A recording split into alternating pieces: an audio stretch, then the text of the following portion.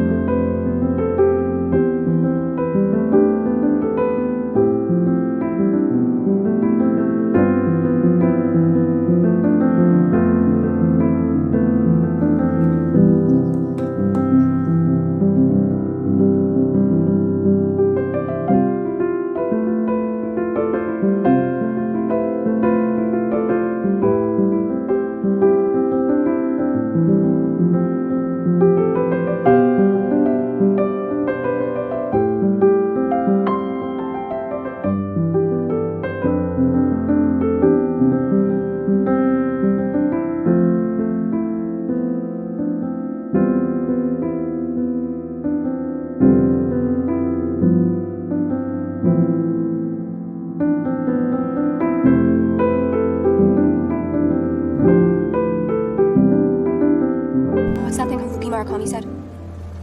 When you come out of the storm, you won't be the same person who walked in. Before that part. You won't even be sure, in fact, whether the storm is really over. Hello. Yeah, it is the time for the reading updates, and I have quite a bit of books to talk about, so let's get through them really, really quickly.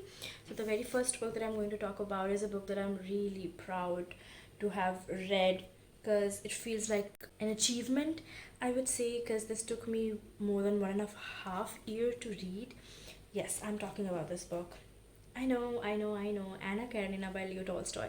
If you have been following my channel for a while, then you know this is a book that I have been picking up again and again, and was not able to finish it until really, really recently, and I'm finally done with this book. I gave it 4 stars. Would have given it 5 stars if I did not know the very spoiler about this particular character from reading another book. And I was reading Murakami and found a really big spoiler about this character, and the blow it could have given me is just didn't. Why did it take so long to finish this book? Okay, I have rehearsed my excuses. Just listen to me, okay? First thing, it's 760 pages. Are you kidding me? Second, it's a classic, so it's not a page turner. Third, it's Leo Tolstoy. Okay, we'll talk about it. And fourth, it's Russian literature. So the names are so confusing. I cannot pronounce half of them, more than half of them. And in any part of this book, it did not make clear that a particular character can have more than two names or two names. So I kept confusing because I just thought they are two different people, but no, that is the same person. So yeah, it's a big brain energy book. I got through it. Oh my god. What do I even say? I just really want to rant about this book, but this book is not one of those books that you could do in a reading update. It needs a whole separate video. So if you have to talk about it, yeah, it talks about a lot of internal misogyny, a lot of things that women went through in Russian aristocracy in those times, like women being married to men 20 years older than them, and when they are unfaithful, when they do not want the marriage at all, they are subjected to a lot of criticism. And even if they divorce their husband, they cannot marry another man until the previous husband dies. I do not understand any of it. Women cannot vote, and women are just a machine to bear child. We know all of this, right? But when we see it through Leo Tolstoy's eyes and his perception, it's quite really good. Anna Karenina is not only the protagonist of the book, but she seems kind of an antagonist sometimes, or an anti-hero sometimes, because the kind of decisions she makes, the kind of people she hurts, is just another topic to discuss. There's another protagonist, 11. We see him going through life, falling in love and getting hurt in love, and there's a lot of monologues by him. He talks about agriculture endlessly and how he can bring revolution to agriculture, and that's quite boring. But other than that, the book was, though being really hefty and as you can see long, it was a good book. 4 stars, enjoyed it, finally done with it, bye bye. The next book that I read is Six of Crows. I predicted that it will be a 5 stars, and I'm happy to announce that it is a 5 star for me. It was amazing. I was on my edge for like the whole book. It was a very easy read, world building so good, and I am really excited to read the second book. And yeah, to be really brief about the premise, 6 misfits don't like each other but is a group now because they have to commit a heist, and they're getting loads and loads of money because of this.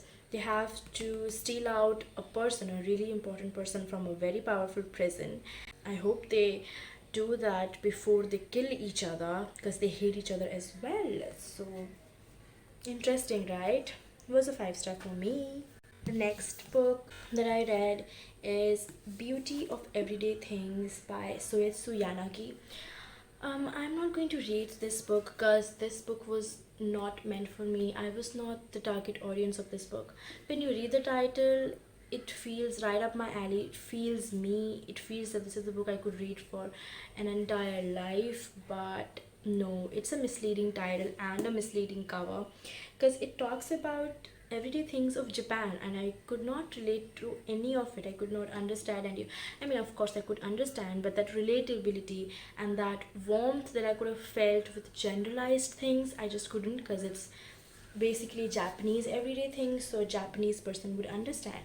Yeah, it was knowledgeable. I got to know a lot of things, like a lot of artists. Those are anonymous. Their works are not that high end. People see them as, everyday things, but the kind of warmth, love, passion and hard work goes into those things people don't understand. But you have to change your perspective, so that author is trying to convey that. The only part that I liked about this book is a letter that this author wrote to Koreans. If it's an apology letter, if you know something about Korean and Japanese history, then Japan colonized Korea as Britain colonized India, and when what happens when a country colonizes other, it's never a good thing. So he is trying to apologize to his Korean neighbors and trying to say that please move on from it, please try to open your arms and open your heart, forgive us, live a good life, and understand that we are not the same people. Our ancestors did it, and our Japanese youth also thinks the same, that we are not like that. We are trying to befriend you, we are trying to accept you with open arms. So let's forget boundaries and be friends. He's trying to apologize for that. That's the only part I like, because that's the only part I could understand, because I knew about the history and was enjoyable. The next book that I read is this book, The Magic of the Lost Story by Sudha Murthy. This is the second book in the series that she is writing, and I hope she continues to write the series for a long time. This is very beautiful. First of all, this is a children's lit book. Okay, it's for children, but any adult can read it, and it's very beautiful because it's so wholesome, heartwarming, and it talks about a lot of rivers, Tungabhadra most importantly, and tributaries of Tungabhadra, Karnataka in general, history of Karnataka, stupas and temples, and a lot of lost stories that we people don't know. Somanhalli, Malenadu, all the little villages in Karnataka, and it's just so wholesome that you feel like going back to a village. You remember all those days when you go to village and you have no notion of responsibility at all. You just concentrate on playing and having fun. This book is that symbolism of those time. So very wholesome, very nice. The next book that I read is The Namesake by Jhumpa Lahiri. I DNF'd this book after reading 100 pages because it was really boring for me. But a few days ago, I picked it up again and I enjoyed it thoroughly. It is about a boy called Gogol who is Indian by origin, but he is born in America because his parents immigrated to America for work. So he is Indian by origin, roots are Indian, family is Indian, feels like American, and name is Russian. So he just cannot belong to anywhere and feels really lost. He changes his name to an Indian name but still is haunted by the previous name that he thought does not belong to him. And it's about him and his story, okay, how he navigates through love and heartbreak and family that he wants to forget because he does not like that he is from Indian origin, because he completely wants to be an American and is really confused between these two identities. So it's him finding him, family drama, all of that. Enjoyed it, quite enjoyed. I think I gave it 3.5 stars. And the next book that I read is The Likeness. I finished reading it. I gave it 3.5 stars. It was a really good read for me. I liked In the Woods more. I thought I would like this one more because all of the people liked this one more. This is like more psychologically thrilling. It affects your psychology. It kept me on the edge of my seat. I was always looking out for things that could lead to solving of the mystery and all of that. Thing that is common in all of the Tana French books that I read is that mystery or not, psychological thriller or not, they are sad in the ending. In the ending, you just feel this deep grief for somebody you just read about.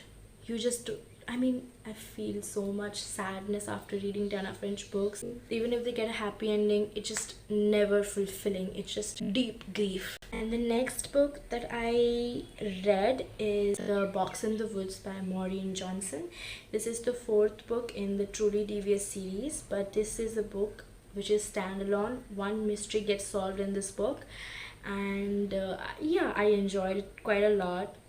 Gave it 3 stars. It is way better than Truly Devious series because it did what it had to. It is just a small town mystery where these 4 teenagers went missing and suddenly were found brutally murdered. I'm talking about 16 to 17 stab wounds near a summer camp in 1978. It is a cold case, has been 15 years, nobody solved it.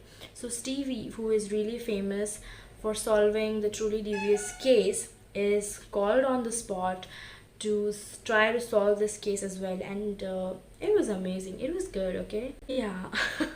It was better than Truly Devious. I wouldn't say it is the most amazing mystery I've read, but it was a good one, and I hope she writes more standalones because I don't think series is her thing. These are all the books that I read. I know there are quite a lot and I tried to be really fast and furious about it. I had a good month reading. I had few disappointments and few average and few good as well. So yeah, that was our reading update. I hope you had fun. I had a lot of fun. I always have a lot of fun when I do reading updates. See you in next reading update.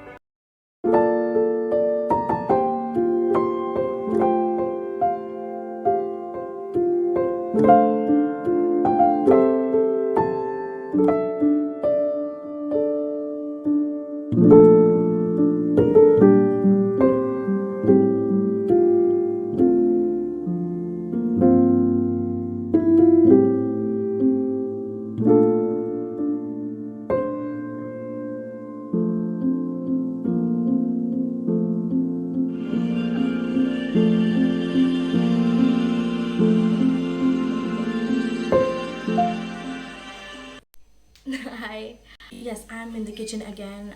You saw me making hot cocoa, but I'm again in the kitchen because autumn has barely started and it's not autumn without me baking something. I know I always bake cakes or breads, but they are my comfort recipes and I like doing them. That's what I do them, and also I'm good at them. Okay, and I've like tried a lot of other things as well, but they don't turn out really good, and I don't have the time to do them to perfection, to practice them to perfection. So I rather choose to make cakes and breads. So today I'm going to make an apple chocolate cake, and it's very easy. You just have to integrate apple into it, and a lot of other spices go into it as well, but I'm going to make it simple. That's why I'm not going to put a lot of spices in it, but I will mention what are the spices that you could put if you want to make it. So I am set with all of the things that I would require, and yeah, just simply let's get started.